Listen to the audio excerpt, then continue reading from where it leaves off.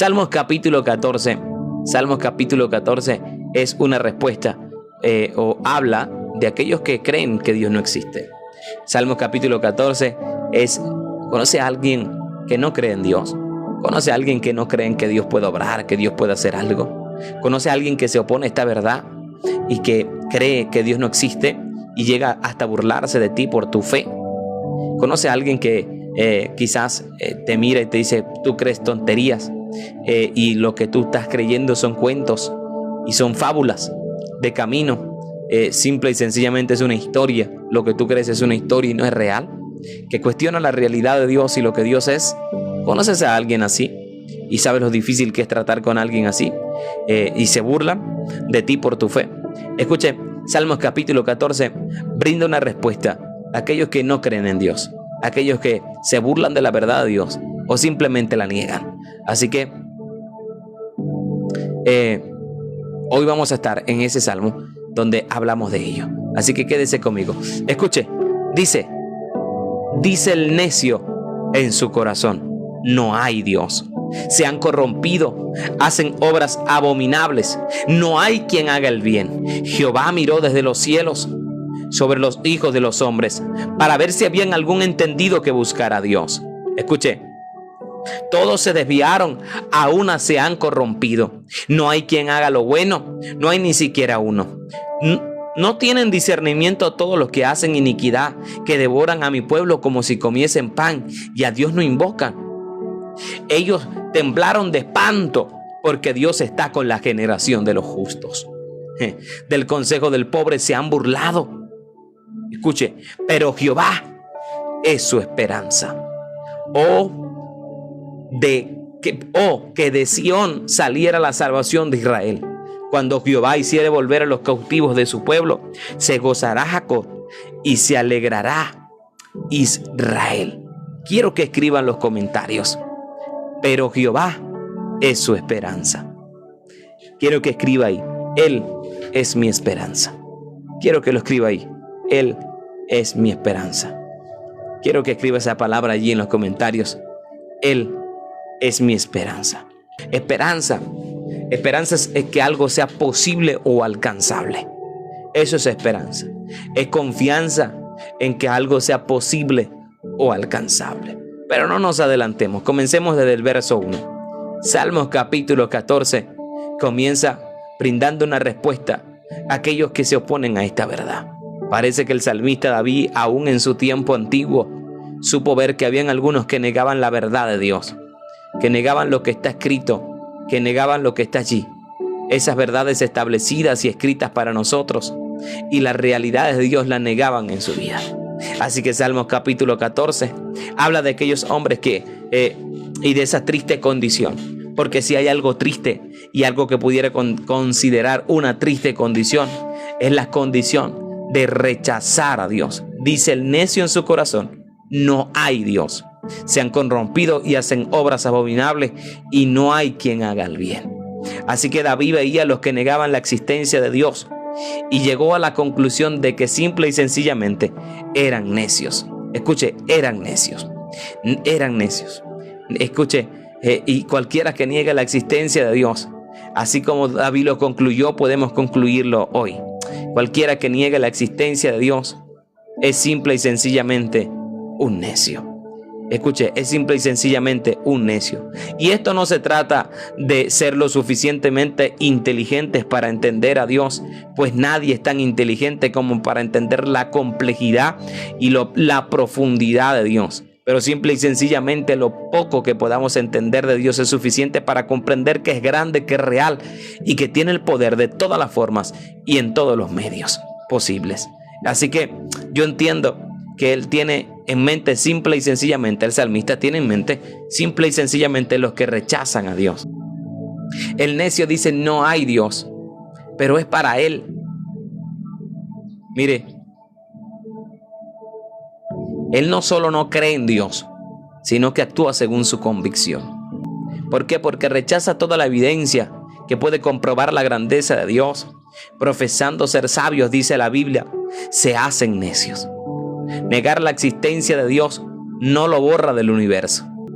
Por eso es que usted ve que cuando yo voy a la creación, a lo escrito, a la historia y a todo lo que está establecido, me doy cuenta que negar a Dios es simple y sencillamente un asunto necio. El hombre que niega a Dios, el hombre que niega a Dios es un necio. ¿Por qué? Porque niega lo que plenamente es evidente. El hombre que niega a Dios es un necio porque cree en un tremendo efecto sin causa. El hombre que niega a Dios es necio porque niega una autoridad moral que está establecida sobre todo el universo. El hombre que niega a Dios es necio porque cree únicamente en lo que puede probar por el método científico, y eso es tener una visión muy corta.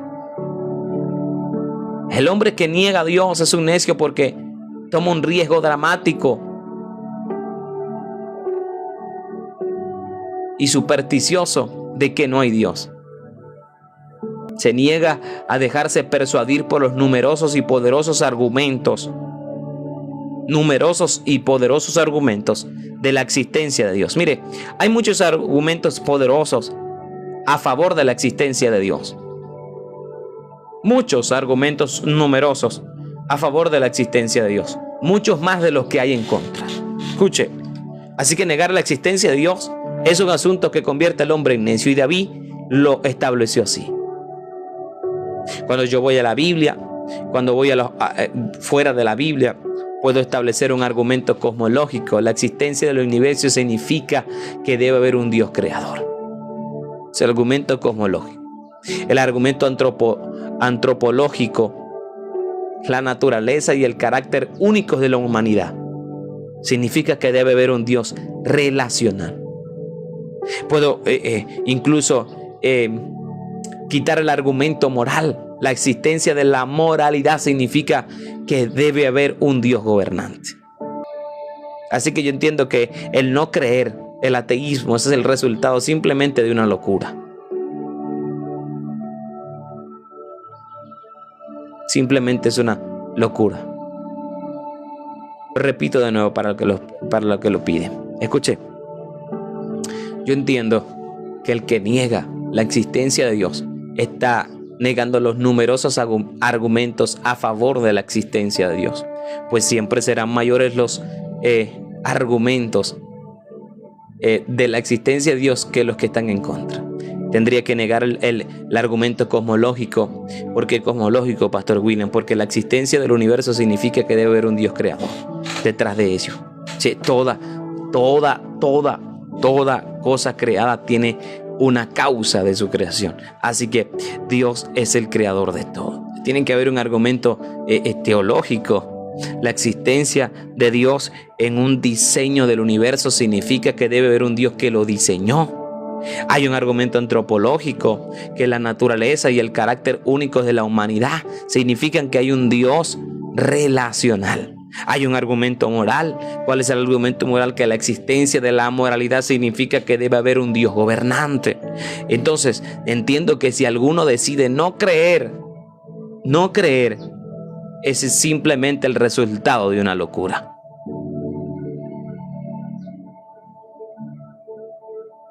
Pero, mire, hay algo común que he encontrado entre aquellos que no creen en la verdad de Dios.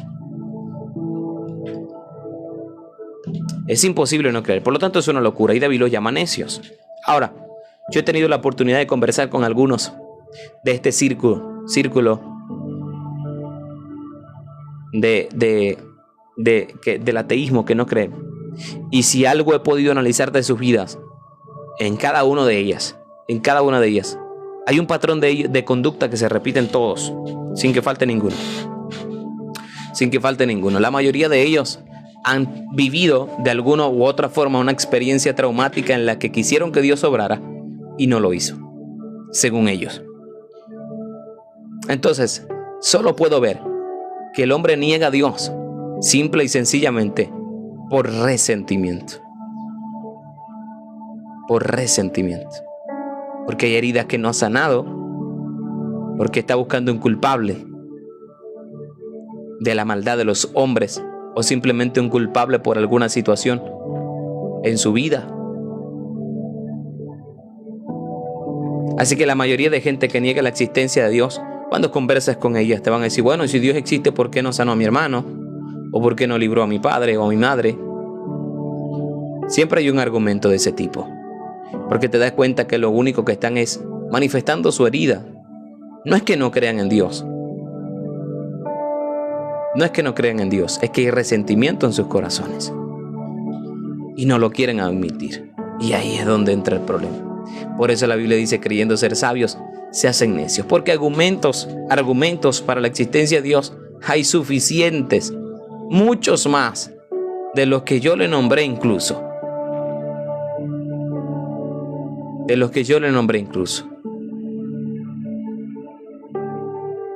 Y uno puede llegar en un momento de dolor a pensar que Dios no existe. El enemigo va a tratar de promover pensamientos que nos lleven a esa idea. Y de que encerremos nuestra vida en el resentimiento y el rencor. Pero debemos aprender a soltar todo ese tipo de pensamientos y a aceptar la voluntad de Dios. Mire, Dios no obra nunca según el capricho nuestro. Dios siempre obrará según y acorde a su voluntad y a sus propósitos.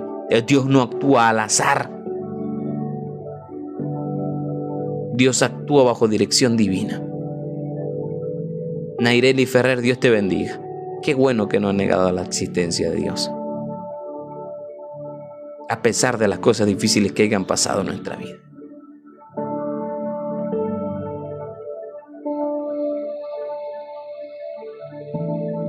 Él actúa según su voluntad. Así que dice el necio en su corazón, no hay Dios, así que voy a hacer lo que me plazca. Dice, se han corrompido, hacen cosas abominables, no hay quien haga el bien, dice David. Darling, Dios te bendiga. No hay quien haga el bien, dice David. Ahora, escuche esto. Dice, versos 2 y 3. Dice, Jehová miró desde los cielos sobre los hijos de los hombres, para ver si había algún entendido que buscara a Dios. Todos se desviaron, a una se han corrompido. No hay quien haga lo bueno, no hay ni siquiera uno. Mire, si bien el hombre puede querer olvidarse de Dios, Dios nunca se olvida del hombre. Voy a volverlo a decir. Si bien el hombre puede querer olvidarse de Dios, Dios nunca se olvida del hombre. Siempre está observando al hombre y viendo desde los cielos sobre los hijos de los hombres. Dios siempre está viendo. Así que el rechazo por Dios por parte del hombre a menudo es porque existe el deseo de realmente quererlo ver actuar. Mire, toda la humanidad depende de Dios. Toda nuestra vida depende de Dios.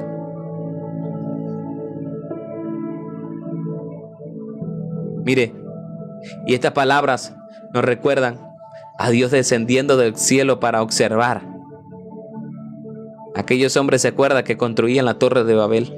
Génesis capítulo 11, verso 5. Y viendo cómo la raza quería tomar control de sí misma sin considerar a Dios, y tuvieron que sufrir las consecuencias.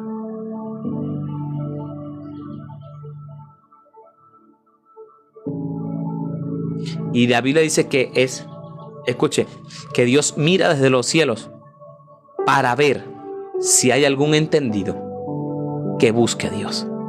Escuche, Dios mira desde los cielos para ver si hay algún entendido que busque a Dios. Él busca a alguien entre la humanidad que le esté buscando.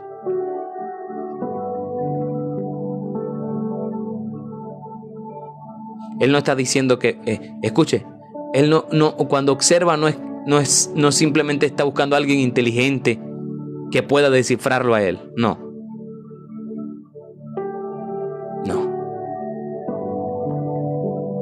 No está buscando a alguien intelectual que pueda entender cada aspecto de la naturaleza divina, pues es imposible. Él está buscando a alguien que simple y sencillamente, con humildad, lo busca. Mire, si hay algo que usted tiene que entender esta mañana, es que nos engañamos a nosotros mismos pensando que el hombre por sí solo realmente puede buscar a Dios. El hombre por sí solo no puede llegar a Dios. Por eso, a nosotros se nos dejó la compañía de su Espíritu Santo para poder llegar a Dios. Sí, cuando el hombre intenta buscar a Dios por sí solo, construye ídolos. Pero cuando el hombre se deja guiar por el Espíritu de Dios, lo encuentra a Él. Voy a volverlo a decir. Nos engañamos a nosotros mismos pensando que podemos buscar a Dios por medios propios. Cuando buscamos a Dios por medios propios, construiremos ídolos hechos a nuestra imagen y según nuestro pensamiento. Pero cuando realmente nos dejamos guiar por el Espíritu de Dios, llegamos hasta Él. O Él llega hasta nosotros. Mejor dicho, Él llega hasta nosotros. Porque Él está mirando en los cielos. Mire, la Biblia dice, todos se desviaron, a una se han corrompido. Creo que se escucha un ruido ahí. ¿Usted escucha un ruido ahí? ¿Como una interferencia? ¿Sí la escucha? ¿O soy yo aquí nada más en los monitores? Ya va, espéreme. ¿No? Ajá, entonces son solo aquí el audífono.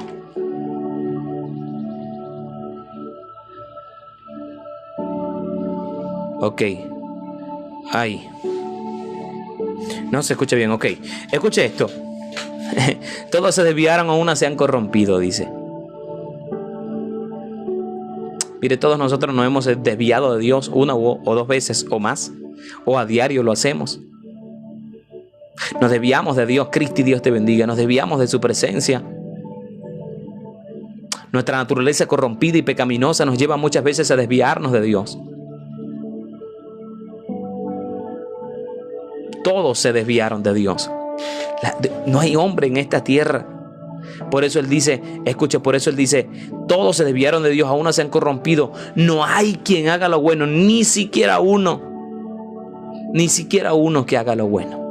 David estaba viendo la moral de los hombres y la compara con la santidad de Dios y se da cuenta que ningún hombre en la tierra es tan perfecto en su obra, en su accionar, como para llegar hasta Dios. No hay en ningún hombre en la tierra que viva, haga el bien y no peque, dice su palabra. La Biblia dice que el que diga que no tiene pecado a sí mismo se engaña. De manera que si nosotros podemos llegar hasta Dios o Dios llegar hasta nosotros, solo es el resultado de su gracia. Solo es el resultado de su gracia.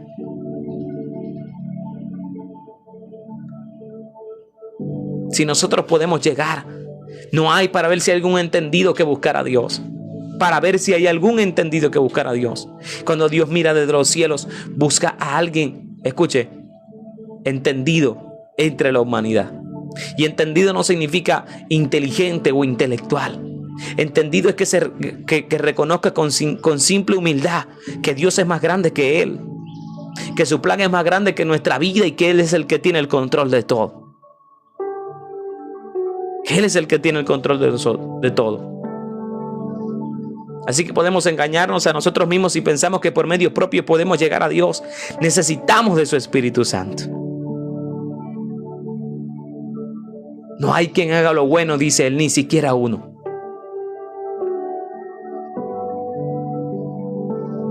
David observó y recordó que el hombre está profundamente caído y que necesita con humildad reconocer que es Dios que lo levanta. Y cuando tú y yo reconocemos con humildad que Él es el que nos levanta, que Él es el que nos sostiene, podemos llegar hasta Él. Cuando el hombre se siente moralmente capaz de llegar hasta Dios por medios propios y por propia justicia, nunca llegará hasta Él. Porque no ha habido justo, no hay ni siquiera uno, dice la Biblia. Y eso lo hace más maravilloso, que siendo tan imperfectos, tan inmerecedores de su gracia, podamos llegar hasta Él. Que aunque hay gente que no le quiere reconocer, este salmo comienza con gente que no cree en la existencia de Dios, pero continúa con aquellos que creen que por medios propios pueden llegar hasta Él. Y dice, no se puede. Hay que reconocerlo con humildad.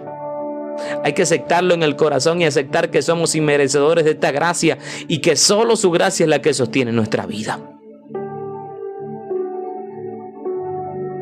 Ahora él dice, no tienen discernimiento todos los que hacen iniquidad, que devoran a mi pueblo como si comiesen pan y a Jehová no invocan.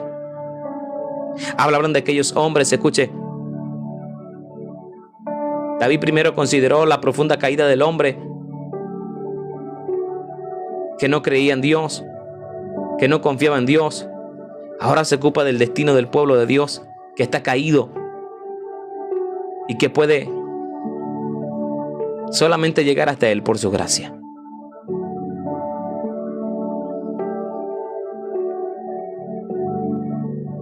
Mire,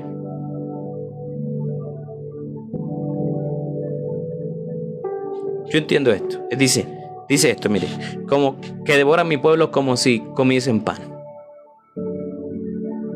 Mire, yo entiendo algo. David se preguntaba si el pueblo de Dios había sido abandonado a los necios y a los corruptos de este mundo, que dice a los que Jehová no invoca, que devoran a mi pueblo. Él estaba diciendo, David se pregunta, ¿será, Señor, que nos dejaste en manos de esta gente necia y perversa? Daniela, Dios te bendiga. Zoraida, Dios te bendiga. Caropa, Dios te bendiga.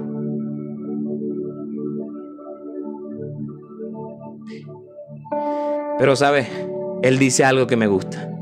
Ellos temblaron de espanto, porque Dios está con la generación de los justos. Ahora,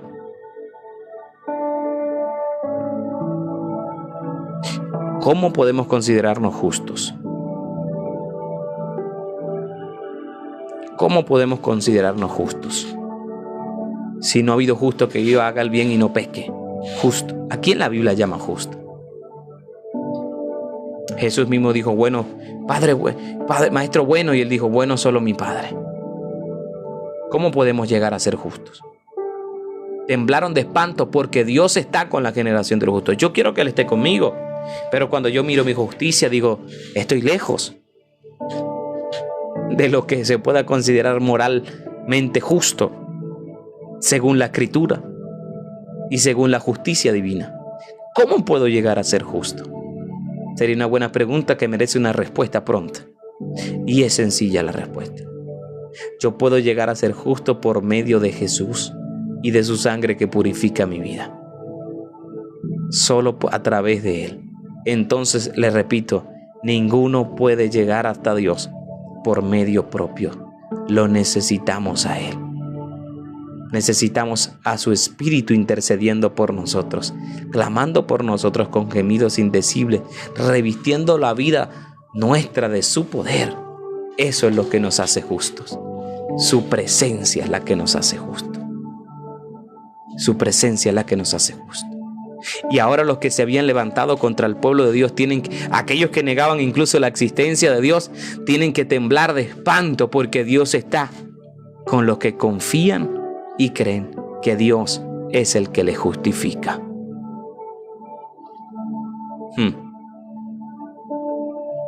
Y aunque dice del consejo del pobre se han burlado, Él dice, pero Jehová es su esperanza. Mire, David aquí anuncia a los que hacen iniquidad mencionados anteriormente. Pueden obrar contra el pobre, pero Dios tiene un refugio. Dios tiene un refugio para el pobre que no se puede romper. ¿Y cuál es ese refugio, Pastor William? Que están luchando contra Dios y nunca tendrán éxito. La gente que es humilde y se humilla delante de la gracia y de la mano de Dios, reconoce su vida y su propia justicia y dice, no soy justo, pero te necesito. Y que llegan a Dios con humildad, encuentran un refugio en contra de aquellos que se levantan contra su vida. Y es un refugio que nunca podrán romper y nunca tendrán éxito. Dice, del consejo del pobre. Escuche, ¿cuál consejo? ¿Cuál consejo? Cuando alguien se humilla delante de Dios, escuche, para terminar la idea, están luchando contra Dios y nunca tendrán éxito. ¿Sabe? Ahora dice, del consejo del pobre se han burlado. ¿Cuál es el consejo del pobre? Mire, el pobre toma consejo de su propia debilidad y que ve que debe depender de Dios. ¿Cuál consejo del pobre, pastor? ¿A qué se refiere la Biblia con consejo del pobre? Se está refiriendo a que él toma consejo de sus propias observaciones y ve el fin de los malvados. ¿Cuál consejo del pobre? Toma el consejo de la Biblia y confía que es la palabra de Dios. ¿Cuál consejo del pobre, pastor William? Toma el consejo con tu propia experiencia y ve que Dios responde a la oración. Ese es el consejo del pobre. ¿Sabe? Y los que hagan iniquidad y se levanten contra aquellos que dependen de Dios. Escuche, aquellos que consideran el fin de los malvados, aquellos que toman consejo de la palabra de Dios y que saben que Dios responde a la oración, entonces están en serios problemas aquellos que se levanten contra aquellos que confían en la palabra, en la oración y en la justicia de Dios. Y en la justicia de Dios. Así que él dice, de que de Sión saliera la salvación de Israel. Cuando Jehová hiciere volver a los cautivos de su pueblo, se gozará Jacob y se alegrará Israel. Y el salmista David cierra este salmo con una esperanza, y era de que la alegría un día los iba a visitar. Que la alegría iba a visitar al pueblo de Israel, se gozará Jacob y se alegrará Israel. David sabía que el Señor era su refugio y refugio para su pueblo, y que obraría a favor de ellos y que nunca los vencerían porque Dios era su refugio. Y aunque en el momento era difícil, de soportar la dura prueba, David sabía que Dios traería victoria y liberación porque Él lo había prometido a su pueblo. Él ha prometido librarte, ayudarte, sostenerte si lo reconoces como lo más grande en tu vida y como el que te justifica y como el que te puede hacer llegar a Él.